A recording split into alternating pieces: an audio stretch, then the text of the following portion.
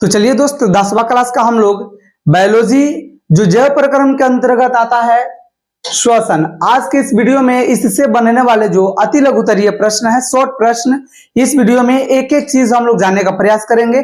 तो आप ये वीडियो को देखिए और एक कॉपी और कलम ले लीजिए और स्क्रीनशॉट लेने के बाद आप अपने कॉपी में नोट डाउन कर लीजिएगा और इतना ही आप पढ़ लीजिएगा, एक भी अति लघुतरीय प्रश्न नहीं छूटेंगे। और बाकी आप चाहते हैं कि आपके पास आगे का वीडियो भी पहुंचे तो आप चैनल से जुड़ जाइए और चैनल को प्रेस कर लीजिएगा, जिससे आपके पास हर एक वीडियो का नोटिफिकेशन आप तक पहुंचता रहे। चलिए अब हम लोग जानेंगे। सबसे पहले देखिए क्या श्वसन तंत्र यहां पर दिखाया गया। देखिए मनुष्य का श्वसन अंग है, इसमें मैं आपको बता दे रहा हूं फिगर में कौन क्या है। देखिए ये नासिका बेसम हम जिसको नाक बोलते हैं, इसके द्वारा जो वायु है जो हम कार्बन डाइऑक्साइड और ऑक्सीजन बोले, तो इसी के द्वारा आदान प्रदान होता है। मतलब जब हम सांस लेते हैं तो ऑक्सीजन खींचते हैं और जो छोड़ते हैं तो कार्बन डाइऑक्साइड। ये तो आप लोग जानते हैं भली बात ही। तो ये नासिका बेसम मतलब नाक से ही ये क्रिया होती है। मुख तो आप लोग जानते हैं, कभी नाक मान लीजिए जाम हो जाता है तो उस समय मुंह से भी हवा हम लोग इमरजेंसी के टाइम में अंदर बाहर कर सकते हैं। अब देखिए गला, इसको हम थ्रोट बोलते हैं। क्या बोलते हैं? थ्रोट। अब ये देखिए लैरिंग्स, लैरिंग्स जिसको हम लोग क्या बोलेंगे? स्वर यंत्र। इसको क्या बोलेंगे? स्वर यंत्र। इसको हम लोग गला, इसको भी हम गला बोल सकते हैं, इसको स्वर यंत्र बोलते हैं, लैरिंग्स को। ट्रैकिया आप लोग देख रहे हैं और यही ट्रैकिया है जिसके द्वारा तिलचट्टा श्वसन करता है। और एक चीज होता है टिड्डा, वो भी ट्रैकिया से ही श्वसन करता है।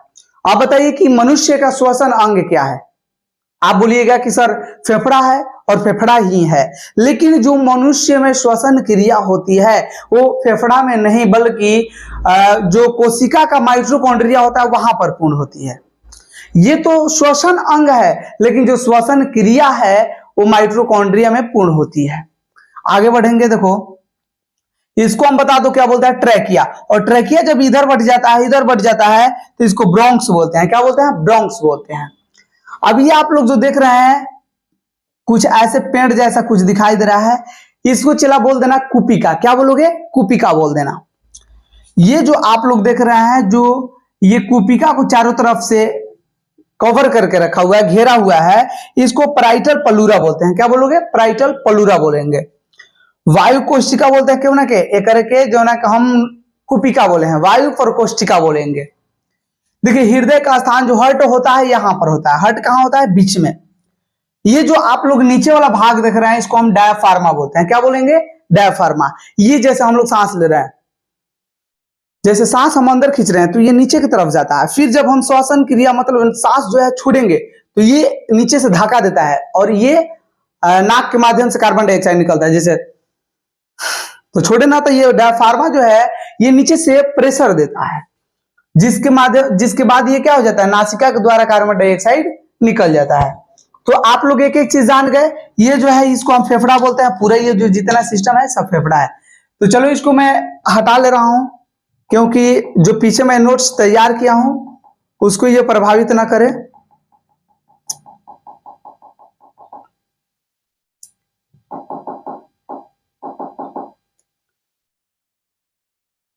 चलिए इसको मैं इरेज कर दे रहा हूं। चलो देखो अब हम लोग बता दो दोस्त क्या पढ़ेंगे? श्वसन। श्वसन सबसे पहले जानते हैं क्या होता है। देखिए उन सभी प्रक्रियाओं का सम्मिलित रूप जिनके द्वारा सजीवों में ऊर्जा का उत्पादन होता है श्वसन कहलाता है। आप लोग अभी देखिए कि ऊर्जा जिसके द्वारा उत्पादन होता है, जैसे हम मान लीजिए कोई चीज खा रहे हैं तो जब खाएंगे तो उसमें क्या चीज रहता है? कार्बोहाइड्रेट रहता है। कार्बोहाइड्रेट जो भी हम चीज खाएंगे वो में कार्बन जरूर रहेगा। क्या रहेगा? कार्बन जरूर रहेगा। और पानी पी रहे हैं तो में हाइड्रोजन है, तो जब कार्बन और हाइड्रोजन मिल जाएगा तो कार्बोहाइड्रेट बन जाएगा। लेकिन ग्लूकोज बनाने के लिए अब मेरे पास क्या चाहिए? आप लोग ग्लूकोज का सूत्र जानते होंगे, C6H12 और O6 होता है। और ग्लूकोज से हमको ऊर्जा मिलता है। जो भी खाना रहता है, सबसे पहले देखिए जो भी खाना रहता है में कार्बोहाइड्रेट रहता है। जो भी चीज आप खाइए वो में कार्बोहाइड्रेट जरूर रहेगा। अब ये देखिए कार्बोहाइड्रेट ग्लूकोज में बदलेगा। जब ग्लूकोज में बदलेगा तो इसके पास ऑक्सीजन की जरूरत पड़ेगा, और ये ऑक्सीजन होगा कहां से आएगा? तो यही श्वसन प्रक्रिया के द्वारा। जो हम सांस लेते हैं तो ऑक्सीजन खींचते हैं, और यही ऑक्सीजन जब ये भोजन के साथ मिलता है तो ये ग्लूकोज बनता है और ग्लूकोज से हमको ऊर्जा मिलता है। यही चीज बोल रहा है कि उन सभी प्रक्रियाओं का सम्मिलित रूप जिसके द्वारा सजीवों में ऊर्जा का उत्पादन होता है श्वसन कहलाता है। शायद आप भूलेंगे। अब देखिए वायवीय श्वसन, जो ऑक्सीजन की उपस्थिति में श्वसन होता है, ऑक्सीजन की उपस्थिति में होने वाले श्वसन वायवीय श्वसन मतलब ऑक्सीश्वसन कहलाता है। ऑक्सीजन की उपस्थिति में होने वाले श्वसन को ऑक्सीश्वसन और अवायवीय श्वसन किसको कहते हैं? तो ऑक्सीजन के अनुपस्थिति में होने वाले श्वसन अनोक्षी श्वसन, जिसको हम अवायवीय श्वसन कहते हैं। देखिए जब वायु उपस्थित रहेगा तो वायवीय, वायु अनुपस्थित रहेगा तो अवायवीय। ये अगर आप समझ गए हैं तो लाइक अभी नहीं किया है तो कर दीजिए, क्योंकि आपका लाइक करने से कोई ज्यादा आपका चेंजिंग नहीं होने वाला है, लेकिन मेरा कुछ इसमें मनोबल बढ़ेगा, जिससे आपके पास और ज्यादा मैं मेहनत करके और आपके पास वीडियो पहुंचाने का प्रयास करूंगा। चलिए देखिए किण्वन क्या होता है। यह एक प्रकार का अवायवीय श्वसन है, माने ये वायु की उपस्थिति में नहीं होता है। और किण्वन जो है, और ये किण्वन जो आप लोग देख रहे हैं, इसी के माध्यम से जो दही होता है, दूध होता है, वो दही में बदल जाता है। किण्वन जो है यह एक प्रकार का अवायवीय श्वसन है, जिसमें ईस्ट की उपस्थिति में जटिल कार्बनिक जो ग्लूकोज का विच्छेदित होता है एथेनॉल तथा कार्बन डाइऑक्साइड में बदल जाता है। एथेनॉल में, जैसे मान लीजिए कि कोई छोड़िए वो नहीं बोलेंगे, फैक्ट्री में शराब वराब तैयार किया जाता है तो पहले जो भी चीज रहेगा उसको सड़ाया जाता है, तो किण्वन विधि ही होता है। और जब सड़ जाता है तो ये देखिए जटिल कार्बनिक पदार्थ ग्लूकोज में बदल जाता है और ग्लूकोज विच्छेदित होकर एथेनॉल बनता है। चूंकि एथेनॉल को ही हम शराब बोलते हैं, तथा कार्बन डाइऑक्साइड बनता है। अब देखिए नासा द्वार, नासा द्वार हम किसको बोलते हैं? तो नाक को ही नासा द्वार बोलते हैं। मानव में वायु के प्रवेश एवं निकास का मार्ग नासा द्वार, जिसको हम नाक कहते हैं। आप लोग समझ गए। अब देखिए लैरिंग्स, आप लोग को मैंने फिगर में दर्शाया है, बताया है।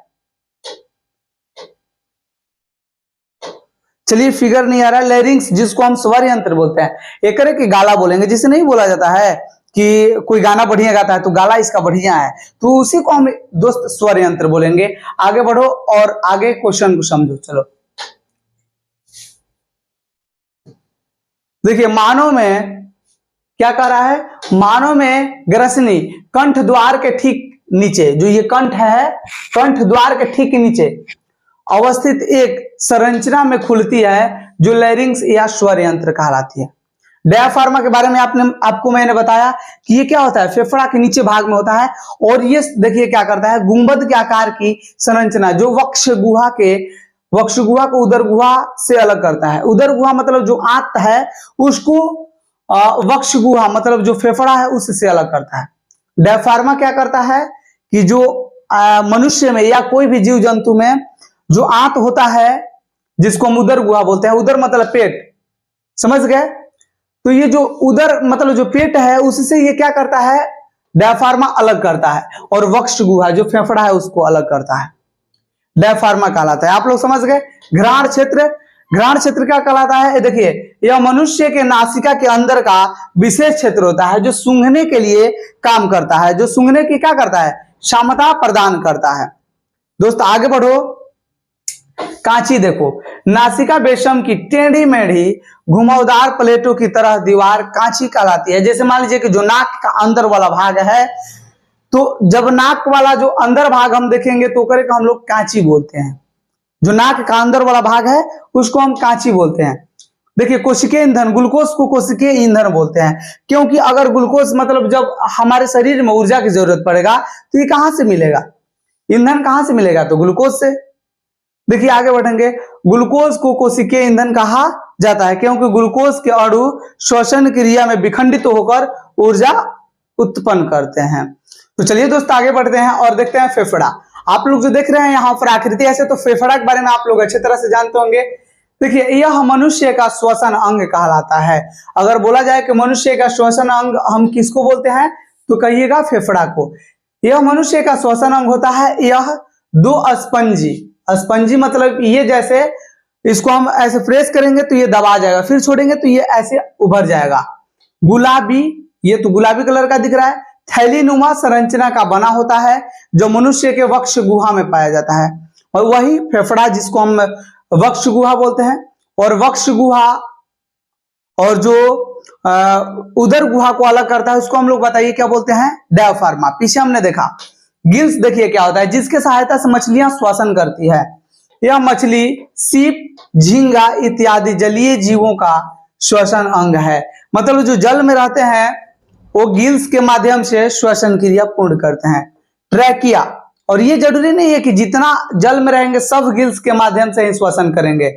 इसमें कुछ कुछ यहाँ पर दिखाया गया है, जिसमें मछली, सीप हो गया, झींगा हो गया, ये सब गिल्स के माध्यम से श्वसन करते हैं। ट्रैकिया देखो, यह तिलचट्टा, टिड्डा आदि कीटों का श्वसन अंग है। जब मैं फिगर में बता रहा था तो उसी समय मैं बोला कि जो ट्रैकिया होता है टिड्डा का, तिलचट्टा का, ये क्या होता है, श्वसन अंग कहलाता है। देखिए प्लूरल गुहा, ये दोनों एक ही साथ है। हृदय के अगल बगल अवस्थित गुहा जिसमें फेफड़ा स्थित होता है, जिसमें फेफड़ा स्थित होता है प्लूरल गुहा कहलाता है। प्लूरल गुहा किसको बोलते हैं, जो ना फेफड़ा रहता है ओकरे के। देखिए अनऑक्सीकृत रक्त, जो ना ऑक्सीजन नहीं मिला हुआ है, जो ना वायु में ऑक्सीजन, जैसे हम लोग श्वसन किए अभी उसमें ऑक्सीजन नहीं मिला है, ऐसा रक्त जिसमें ऑक्सीजन अभी तक नहीं मिला है उसको अनऑक्सीकृत रक्त या क्षीरीय रक्त बोलेंगे। क्या बोलेंगे, क्षीरीय रक्त। देखिए अशुद्ध रक्त, इसको हम अशुद्ध रक्त भी बोलते हैं, जिसमें अनऑक्सी हीमोग्लोबिन होता है, अनऑक्सीकृत रक्त या क्षीरीय रक्त कहलाता है।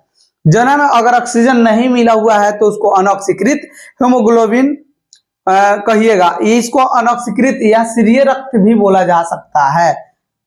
ये अशुद्ध रक्त होता है, क्या होता है, अनऑक्सीकृत रक्त जो होता है अशुद्ध रक्त होता है।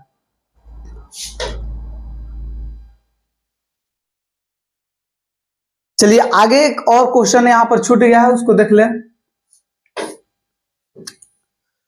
कुपिका हम किसको बोलते हैं, यहां पर आप लोग देख रहे हैं, ऐसे तो मैंने पहले भी बता दिया है।